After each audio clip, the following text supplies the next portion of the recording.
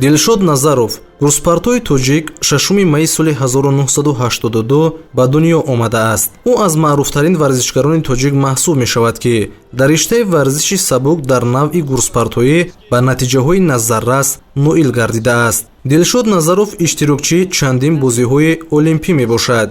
ӯ соли 2016 дар бозиҳои олимпии Рио-де-Жанейро бо ҳаво додани гурз ба масофаи 78 метру 68 сантиметр сазовори медали тилло гардид ва номи Тоҷикистонро дар харитаи варзиши ҷаҳонӣ бо ҳарфҳои зарин сабт кард. Инчунин Дилшод Назаров ноибқаҳрамони ҷаҳонӣ соли 2015 дар Пекин, қаҳрамони секаратаи бозиҳои осиёӣ дар солҳои 2006, 2010, 2014 ва қаҳрамони панҷкаратаи осиё дар солҳои 2009, 2013, 2015, 2017, 2019 мебошад. пас аз анҷоми фаъолияти варзишии худ, Дилшод Назаров ба корҳои маъмурӣ дар соҳаи варзиш гузашт ва барои рушди варзиш дар Тоҷикистон саҳм мегузорад.